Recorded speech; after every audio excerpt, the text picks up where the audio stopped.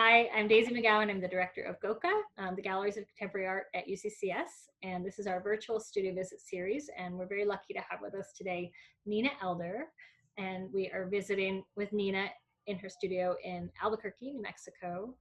Thank you so much, Nina, for being part of this series. We're looking forward to seeing your work in person in Colorado Springs soon. And of course, we've seen you many times here in the past. But today is just a chance to talk a little bit about process, to give a platform for artists to share out what they are working on in this time of being socially distanced. We switched to these virtual studio visits, and maybe it's a program that will continue after we go back to whatever normal looks like in the future for us. But right now, you know, as a curator, it's a big part of my practice to do studio visits regularly, sometimes as many as 200 in a year. And so for me as well, during this time, it's important to keep connected. And it's a part of my practice. It's probably my favorite. And so I'm excited to share that out with everyone. So thank you again for saying yes and being part of our studio visit series. My pleasure. All right.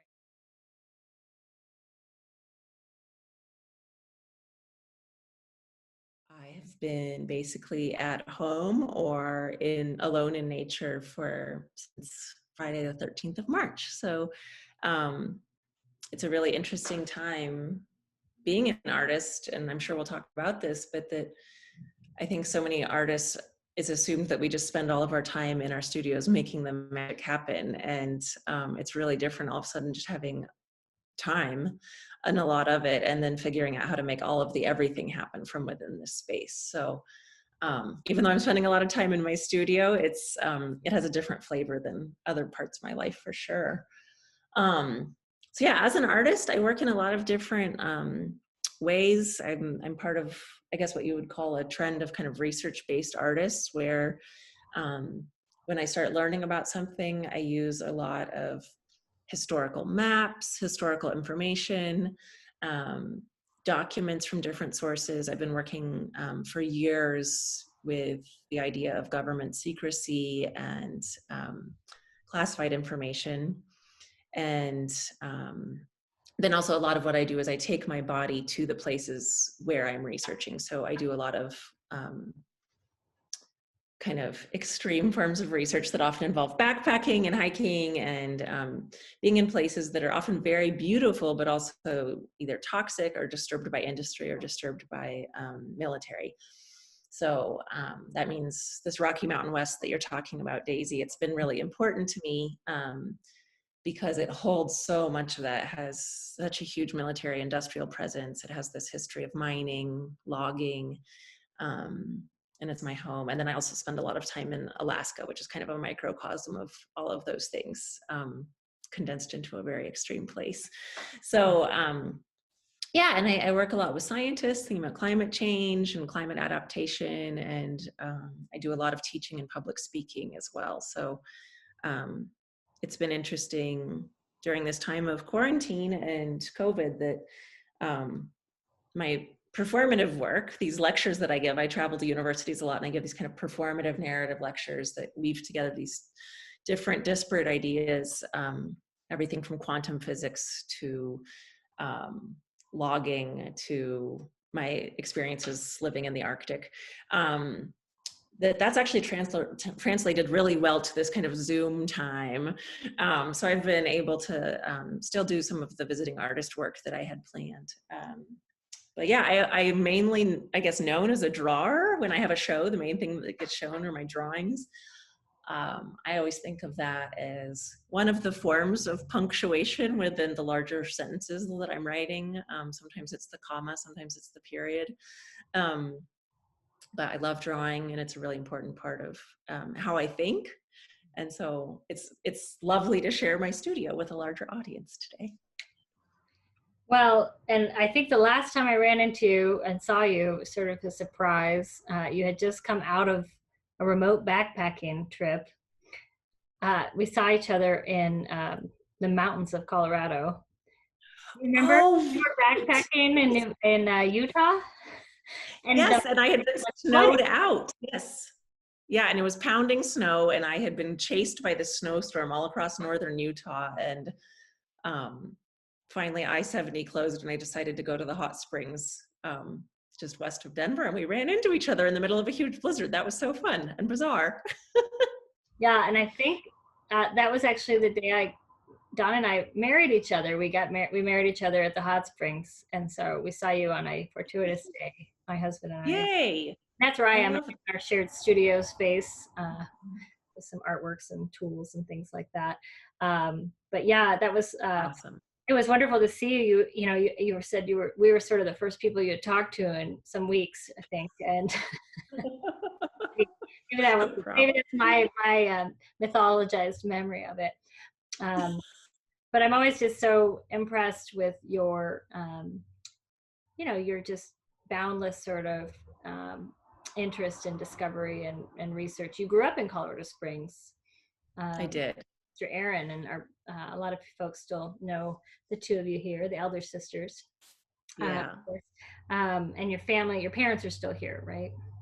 My mom and stepdad are still there. My dad was a military government contractor, as so many of us of our age group were kind of children of the Cold War in Colorado Springs, and was involved with sites related to NORAD and also Alaska. So, but he retired from a different kind of secretive government career in Georgia. So that's where he lives now.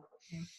But that was that's been an inspiration for a lot of your work, it seems like, or a departure point maybe is a better way to say it, is growing up with that sort of military background and having a firsthand connection to the military industrial complex. And how long have you been down in New Mexico now?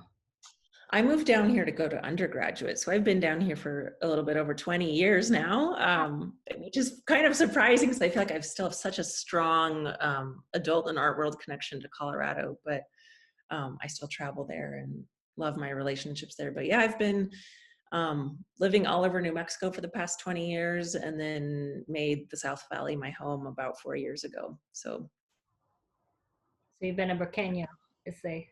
Burqueño, exactly. And the Rio Grande is right over there. I won't show you, but there it is. So take your word for it. Well, it's really, yeah. So you're really, you've really spent your life in the Southwest, and it's such an interesting area for the research you're doing. It's also fascinating that you're, heading up to Alaska, which makes sense in a lot of ways, because I think New Mexico and Colorado and Alaska all have that in common as far as sort of resources and these wide open spaces and vast beauty, coupled with, like, well, in New Mexico in particular, a nuclear legacy, but also Colorado has a pretty pretty long nuclear, legacy. Well, Alaska has more military sites on indigenous land than the rest of the United States put together. So it's this interest that I have of looking at really long-term land use all the way back to time immemorial and pre-human and post-human, and kind of looking at this rupture that often happens when the military shows up. That's really what started sparking my curiosity about the far north, is that it's very visible and palpable where land gets disturbed, and then that it's such a diverse place already that these kind of disruptions become just really strange and take on these mythological proportions and great distances, and some of the horrible things that have happened are just so easily camouflaged because of the distance that that separates Alaska from the rest of the United States.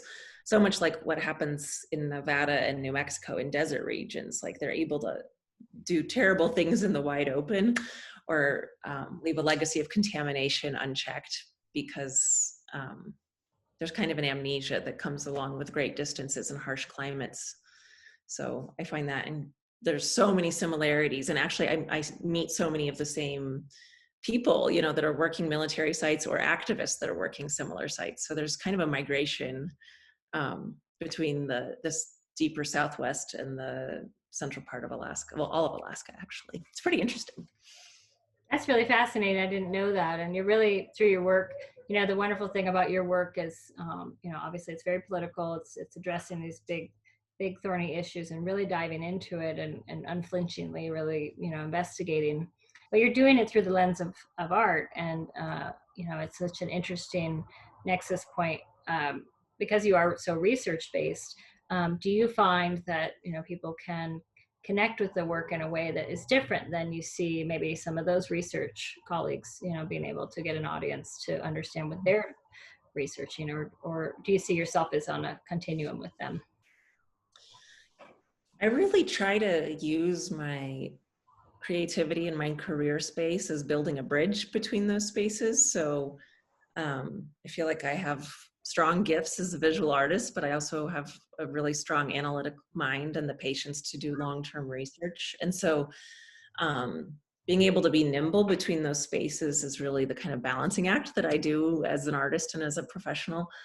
But I think what is, it's learning how to speak the other language and being comfortable speaking that in the place where it doesn't often belong. So when I'm working with scientists, to really bring in emotion and bring in a call for empathy and bring in a sense of sensitivity to site and to history beyond kind of the data-oriented work that might be happening.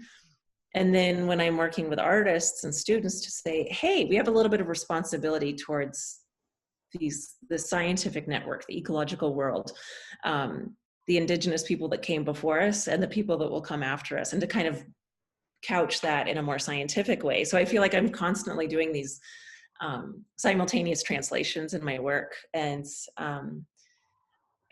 I feel really lucky that I've been able to continue doing that. And I published an article in American Scientist this past pretty recently that was so nice to be able to publish something very poetic and very heartfelt, but have the full support of a peer-reviewed science journal. And then it's just this gorgeous 4-page glossy article that a lot of people will be reading. So it feels really special to be the bridge and to like be offered those rigorous spaces to flourish in. So I don't know if that exactly answered your question, but Oh, that's a great answer. Well, congratulations on that. It's wonderful. And I was thinking while you were talking about that is, you know, this natural role of the artist as outside of different systems, right? Like just to say you're to make the intention of working as an artist in our society, you're already removing yourself from a sort of central track that you might go down, and you have to figure out your own path in a lot of ways. And so I'm endlessly fascinated by the different ways that artists are working, and your work is so fascinating, the way you've got this multifaceted blending of approaches and activities that, you know, feed that. And but then I was also thinking about, you know, talking about being a bridge, that it's such an important, almost like, you know, point of translation, like you said, to look back, to step out of each of those roles and reflect back. Oh, you could bring a little more of this, or you could bring a little more of that, like you said, with the different stakeholders that you're working with. That's a wonderful, powerful place to be, and it's wonderful to hear that you're getting those platforms, and that people are embracing that and understanding that, because I do think the role of the artist is quite important and can be so easily diminished by folks who don't really understand how much power there really is in that ability to translate. Yeah, it feels like a huge privilege, but then I also feel really, man, what's the word for that?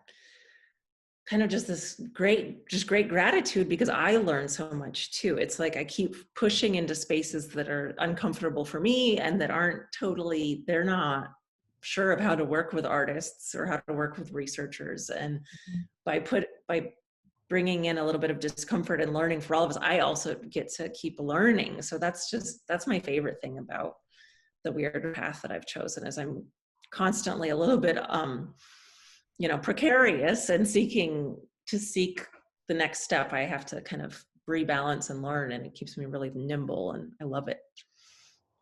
Well, and that's an uncomfortable place for a lot of people. Certainly, yeah. People that have that, like you said, more analytical approach, can be very hard to navigate a space where you're creating a way of almost a new language in a way, or you know, new ways of working, and also leaving space for the unknown and discomfort.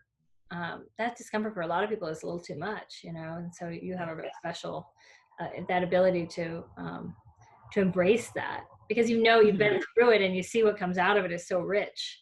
But there probably are points where you're sort of wondering if, where is this going? Or I'm sure at the beginning of any of these projects is sort of a little overwhelming. Right. Is there an approach you take with these that you've sort of found to get yourself started, or is it different every time? It's just different every time. I work all over the place, but I think the most important thing is to have a few really solid relationships with humans that are not just your like coworkers or your project managers, but that you can call your friends, because there's always going to be the moment where you're like, is this working? Or tell me if this is not right now. And kind of having the people that you can check that off of. So a lot of my projects take several years to form and several years to start to kind of bear fruit. So I think that's not only there's a different language between the fields that I work in, there's different metabolisms. And it's been interesting for me to see that actually the art is the last thing to come usually, instead of this kind of myth of like an artist being inspired and just being able to respond with whatever's on hand. It's like, the work I'm going to be showing with you started from a conversation that I had about 10 years ago. And the work that's behind me is like this long, slow gestation that I think is going to take several years to really work through. So it's, it feels like a huge privilege as an artist to be able to work at my own pace too on that stuff. That's so important. Well, one beautiful thing about these studio visits, these virtual ones, is a chance to look at your process and work in progress. And so you referenced the work behind you, these drawings behind you. So can you talk a little bit more about those? Yeah, so I've been working on a long, slow project with several specific sites about fire-prone communities, and thinking about how different ways of thinking need to be woven together to prepare communities that will have to deal with fire. And this kind of idea that like we've resisted fire for so long, but now, as we know, in Colorado Springs and the Eastern Sierras, where I'm doing a lot of work here in New Mexico, fire season has become a really prevalent thing. And so really thinking about how to embrace change when you live in a place that will be transformed by change. And so I was living out in the Eastern Sierras this past fall, studying and learning from fire scientists and forest ecologists, and developing a more long-term project, and really realizing that nothing is going to be the same, and how hard it is to communicate that this moment of climate devastation, and now especially with this virus, it's just becoming more and more potent and poignant to me that when we think about the future, we might not even be able to imagine it, and how hard it is to communicate that. And especially someone that I try to embed pedagogy and education in everything I do. It's like, wow, we're asking students to prepare for the future when none of us can predict it. So I started just kind of holding on to this phrase of like, it might, or it's not going to be the same, but it might be beautiful. And I started kind of seeking out symbols for that. And while I was in the forest, I have the prop to show you. I was walking along and I found this gigantic strap that is the strongest looking thing I've ever seen in the forest. And I just couldn't fathom it. It's 7 plies thick of hemp and silk and leather. And it's broken. It's so obviously broken. It's frayed, it's dirty, there's holes, there's wear marks through it. And I just thought, what an extraordinary thing that someone trusted this so much, and they put so much faith in this thing, and they allowed it to hold so much weight. And what a beautiful and wonderful thing that is. And now that it's broken, to me, it's no less beautiful. Like there's evidence of all that trust here, and I don't want to throw it away. I don't want it to be discarded, because I think we need to have gratitude for these things. And so that really has made me think about society and environmental processes where there's just going to be so much change, and to approach them without disdain and without hatred, but actually with appreciation and gratitude and reverence. So I'm making these very somewhat meticulous drawings of this strap. I'll try to move over gently without dizzying people too much. just there are these portraits of the strap in different arrangements, and they're drawn using wildfire charcoal. So they reference that kind of original inspiration of living and working in the forest. Oh, the detail is fantastic. You. This is one I just finished the other day. They're 24 inches by 24 inches, and they're just raw wildfire charcoal on paper. How are you making? Yeah, so I can kind of show you a little bit about that. What I do is I test different densities of charcoal, and to see how pulverized I can get it, and often how much sap is in the trees results in how much darker it's going to be. So I use a series of stencils made out of this material. It's what they tape off lowriders. Here in New Mexico, we have a lot of awesome auto body shops for lowriders. So I found this really nice flexible stencil material that they paint lowriders with. And so I stencil off different sections of the drawing and rub in different layers of pigment into it. So this is just a drawing that I just started last night. So this is like the darkest pigment, and then here's a medium pigment, and then I'm erasing into that. So that's kind of what gives the that real sinewy and fabric feeling of the strap. That kind of fluffy feeling is because it's actually mainly erased, not drawn in. Yeah. And so, yeah, so it's going to be a large series, and I think it's been an interesting pivot point for me because, as you know, the work that we've shown together, it's really been about looking at the scars and what remains and what, these kind of horrifying sites and that are permanent. And now I'm really interested in, like, what are the more poetic symbols, and where can we start to feel metaphor in our daily environments? Like, what can we seek out that I feel so cautious using the word hope because it means so many different things to different people, but I'll use it. I think that there's this kind of like larger than this moment hope, or larger than this planet hope, that I'm trying to tap into by using more metaphoric objects and by really investigating deeply into metaphor rather than physical spaces. So that's been an interesting turning point for me, that definitely this moment of COVID virus and also like climate devastation have both pushed. I was just going to ask, what was the point where that started to shift for you? Because we brought you up to GOCA. I remember you gave a talk about your work. I've also, you were in an exhibition at Colorado College, and that was about nuclear landscapes. That's right. Yeah, I think it was sort of right after I left that position there, or soon after. Yeah. But at any rate, it's a small community in Colorado Springs, and so we tend to stay connected. And but at any rate, I remember, you've got a sort of like endless energy of momentum, pushing through, and curiosity. So I don't want to frame it like you were doom and gloom in any way, but it is interesting, but I think you were very realistic about everything that was going on, and what you're drawing these excavation sites all over the world that are, they're quite beautiful. They're just such beautiful drawings, but then, like you said, they're about environmental degradation and devastation. So this point of shifting is really interesting to hear. And is it more recent with the pandemic, like you said, kind of melding with your research and work? You were in Alaska for a long time, and sounds like you're going back up there this summer. Was that kind of, did it all just culminate in the last year here? Or? I think it's been a slow shift that's been coming.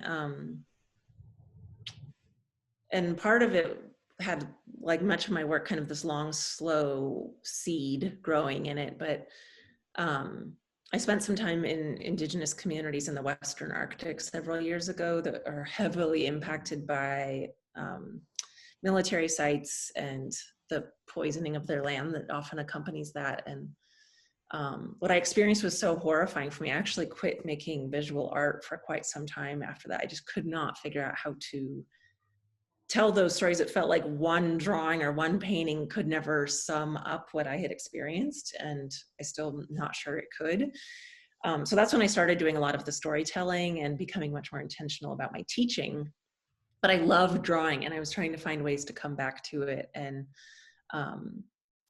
and realizing that there's oftentimes so much more in a metaphoric or poetic space than there can be in something that's directly representational or exacting. And I do so much intercultural advocacy work kind of as an activist and also as an artist, that it's like I'm encountering a lot of things that might not be my story to tell, or issues that are way too big to say one piece of art's going to address it. And to use a more poetic entry point has been really successful. So, but then I think what really allowed this to work was this work that I'm doing in California with wildfires, and just realizing like they are going to have to let go of this idea of these dense forests. I mean, everything is going to have to change.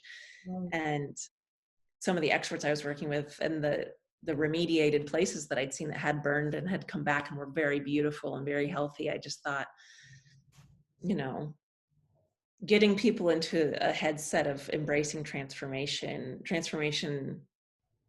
is such a spiritual thing, and it's something that we do in our hearts. It's not something we do in our heads. So that kind of grabbed onto these older ideas that have been percolating since I was in the Arctic. And you know, I'll probably draw a pit mine again sometime in my life, but right now I'm really enjoying this more poetic space.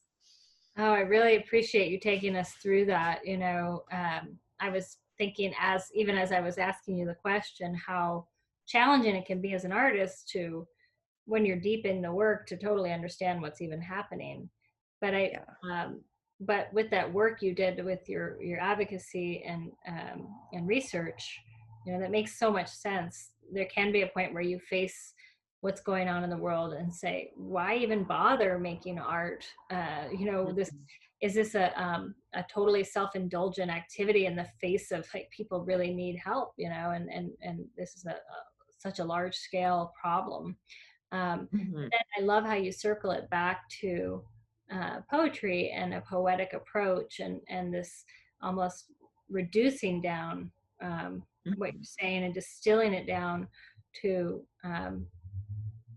and I can understand your challenge with the word hope, but it's basically a belief in art and the process of making art and sharing it and communicating and connecting with others at the core of it all. You know, it seems like what you're saying. Well, it might be really nerdy, but I think this comes from me just hanging out with researchers. I kind of have an evaluation rubric that I lay over my own artwork. And I think of it as the 4 Ps. This is maybe, I very rarely tell people this because it really reveals how nerdy I am, but I really want my artwork to be poetic is one of the Ps, to be political, to reveal something practical, to show people how the world works, but then also to have potential. So like that 4th P, the potential is always like that space of like, what does this open up that wasn't there before? How does this like roll forward into the next thing? And how might this allow audiences to become more than what they were before they saw this work? So that was always sort of the hard one for me. And now all of a sudden it's becoming the dominant of my 4 Ps. So it's interesting what these moments of restriction bring to us, for sure. Yeah, I think that's the word potential that sort of replaces hope. And it really kind of means the same thing. Hope has such a loaded definition and has been maybe overused and feels a little bit like it can be perceived as naive. But potential is, you know, you're very pragmatic, you're informed, you're knowledgeable, you've got all the knowledge, but you still are looking forward and saying, where is this, where can this evolve? And even beyond ourselves, right? Because our time on the earth is so short, really. When I start talking to you about your work, I always start thinking in geologic time. Yay! And I think, you know, that's a really hard place for most humans to wrap their head around. That's why people tend to have such a hard time really getting a a beat on like why climate change is such a threat, beyond Mhm. ourselves, even for our children, our children's children, and then also Mhm. for all the animals and everybody we share the planet with, that, you know, we're kind of pushing this on, not Yeah. that we are pushing this reality on of Right. change. But that point you made about being comfortable with transformation, you know, I was just talking this morning about, well, we're going to go back to uh, something post COVID-19, you know, maybe it's going to take 2 years, um, and it's going to be different. And we're in this point of transition right now, which is so unsettling, and in some ways so rapid, which makes me think of wildfire in a lot of ways, right? Like, Yeah. I remember years in Colorado Springs, everybody saying, "Gosh, you know, the urban wildlife interface is like right there. How is this not Mhm. happen?" And then it did happen, and it happened in one day. The fire, you know, came down and burned into the city of Colorado Springs and burned through a neighborhood in a firestorm. And of course, in California and many other places, they've been dealing with it for years, and they've sort of had a little more time to adjust to that reality. But it's so hard for us. We see the possibility, but it can be hard to believe um, in the ability for things to change when they feel sort of normal. Um, Mhm. Now we're in Or our, what I prefer to say is that even in something broken, like, is a burnt forest broken? Has it failed? I don't think so. It has just gone through a natural transformation, and it has the potential to not only be healthier, but to be beautiful again. And um, and we have to face the reality that if we build our homes up into that, that we need to live in that space of transformation, and that could mean loss, exactly. you know, Yeah. of a way of life that you had, uh, and needed to face that reality. And that's probably a good metaphor for, you know, the entire planet right now. It's like, okay, Yeah, if we're absolutely. going to live in a globalized society where we can fly anywhere, you know, in a day almost, then we're probably going to have to live with the reality that something like this can take off in the same way and spread and shut everything down. Mhm. And that we can't kid ourselves that I keep hearing, oh, this is a once in a century event. But we heard that about a lot of the fires and floods, right? Like, oh, this is a Exactly. century flood, but we've had 5 in the last decade. Okay. Right. Exactly. So, When I think so much along economic systems too, and that this virus has exactly mimicked kind of the floods and droughts of where economy flows and where economies don't reach, and that's exactly the same places where we're seeing the virus happening, that, you know, it has followed the impacts of the economies. So I should say there's a huge thunderstorm and hailstorm happening outside of my house right now, which is so rare for Albuquerque. It's amazing. I can't hear it. So I love the energy of a good thunderstorm. Hopefully everything's yeah, okay. pretty excited. Yeah. Well, speaking of potential, so it seems like a good point to bring up the possible future exhibition that we're hopeful to have with in the spring, and it's called The Spaces Between, and we invited you to be one of the artists with that exhibition. It's actually guest curated by Jeffrey Shamos of DU Vicky Myron Gallery, and Donald Podness, who's also my partner. They're bringing the exhibition across 2 spaces, Galleries of Contemporary Art and DU's Vicky Myron, and then also spaces between along the I-25 corridor, a couple farms that we're working with, some outdoor sites. And so the work is looking at notions of landscape in the West and how artists in the West are working with that. And of course, your work, not just landscape, but the horizon, and this idea of the horizon and the wide open sky that the West particularly it's for many years has intrigued artists, and then artists, of course, indigenous to these areas, have been part of that for centuries as well, going back into prehistory, as they call it. So I'm just curious if you would share some of that work with us. I know you've got some process to share. Yeah, I'm going to do a screen share and show you just some of the drawings that I hope to include. So I hope this works. And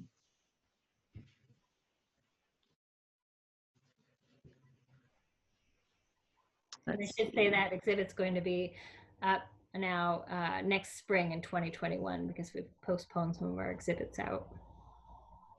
So hopefully it's a point where we can all gather in person again. Uh-huh. Desktop, there we go.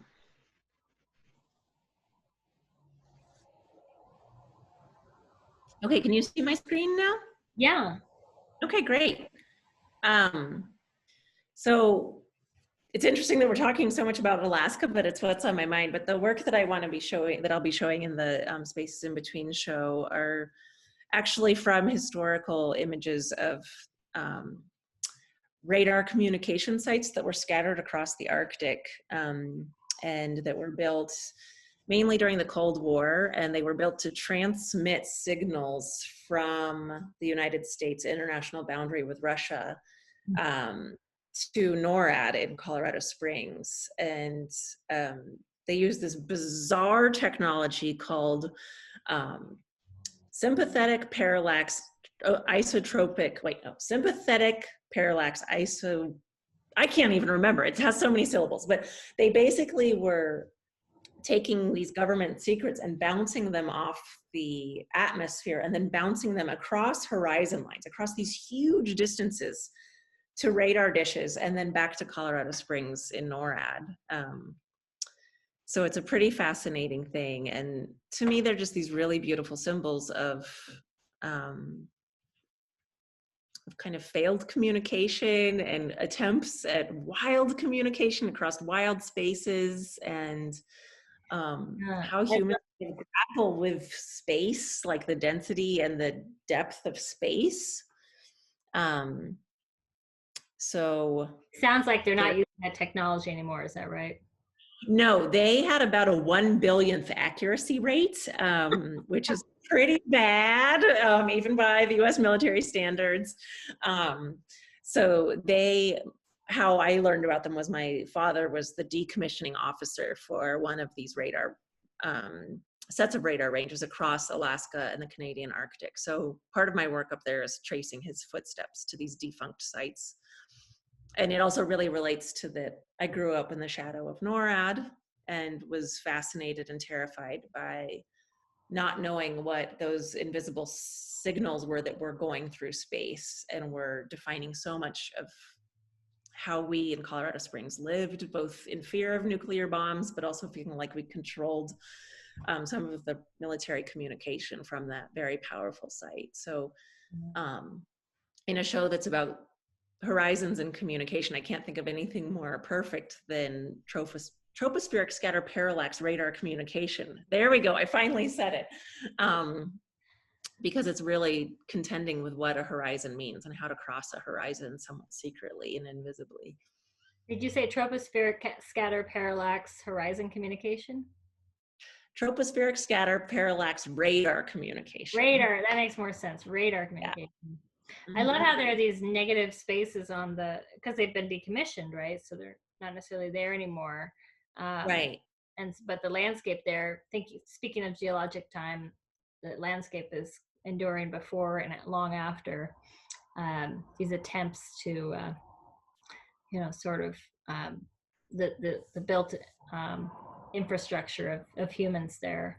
They're also just like the lattice work and the sort of odd shapes. I could see, you being just so fascinated with this, but then the very personal aspect of it, tracing your father's footsteps, the work he did that was so secret, right? From you when you were little. To other kids my age in Alaska and Colorado, there's this thing about being the children of the Cold War generation, where we also so often had failed communication that felt like it was bouncing off of great distance with our parents. So to me, there's so many metaphors about these kind of bizarre radar systems and the Cold War and land use. And they're really small drawings. They're the only small drawings I've ever made in my whole life. There's a lot of them because there's a lot of radar sites, but I really like the intimacy of it, though. You have to get kind of close to understand what's going on, because that's how the stories feel. You have to get close to it for it to make any sense. Are they almost a scale of like a postcard or a photograph that you would print out from a snapshot camera? Let me grab one and show it to you. Okay.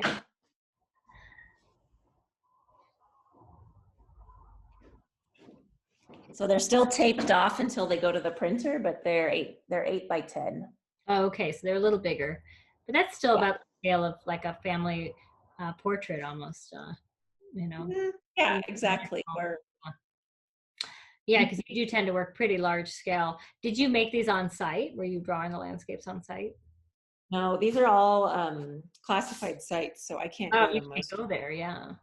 and most of them don't exist anymore because my father turned them off and then they got torn down. So these are from historic images Right.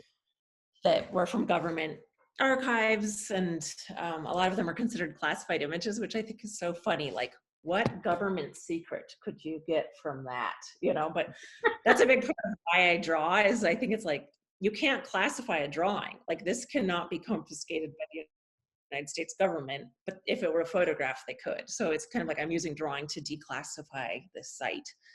Wow, that's really fascinating, Nina. So you're able to do this work and produce it without any fear because of the way it's just categorized, basically, according to the military. Yes, if they were photographs, they would be censored, confiscated. I would probably go to jail for some of the work I've done, but by drawing is an indisputable art form. So it's Yeah. safe. It's that's why I started drawing. There was no other reason that I started drawing other than that. That was the entire impetus. That's fascinating. I can honestly say I've never talked to an artist who started drawing because they could do their work without fear of going to prison by the act of pretty, that's pretty damn cool, I have to say. I Thanks. also love the poetry in these. You know, you talked about poetry earlier with the strap drawings and the materials you're using, um, and you know, you're talking about these odd shapes and tracing the footsteps of your father is so personal, and then just that even you're equating, you know, this inability to communicate that was so personal in your family that, you know, is also indicative of that Cold War era of military contractor and military industrial, you know, work, the nature of it. That's all poetry, you know. It's like it really, you're distilling it down, Mm-hmm. and you see that in there. And what I really love about your work is there's so many points of entry for different people coming from different backgrounds. You know, you don't have to have an art background necessarily. You could come from a science standpoint, or a military history standpoint, or just have some knowledge of the geography and history of an area. But then ultimately you are using visual art, and it sounds, you know, talking with you, it's more than just keeping you out of prison, which I'm grateful for. Uh, you know, it's a really intentional choice to use drawing in that way. It's a political act in a way to draw like this. It really is. Yeah, It really is. that's Yeah. really fascinating, and I really appreciate this dive into your work. We could just spend, I think, hours, as I always feel that way when I get the chance to talk with you about your work.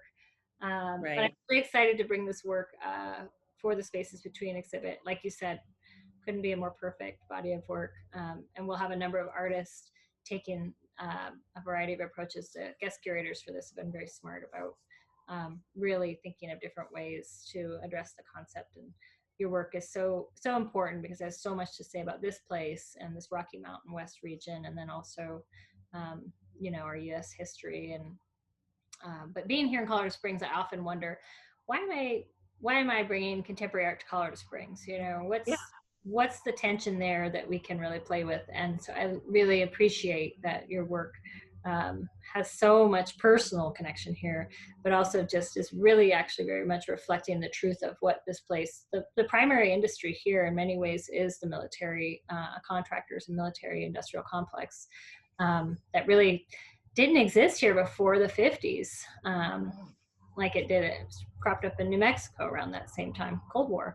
So we have so much of that legacy here in Colorado Springs in particular. So I really appreciate the work being featured, and I'm so looking forward to seeing these drawings develop behind you, the strap drawings. Yeah. Yeah. They're so sumptuous and so beautiful, just lovely. Well, I want to encourage people.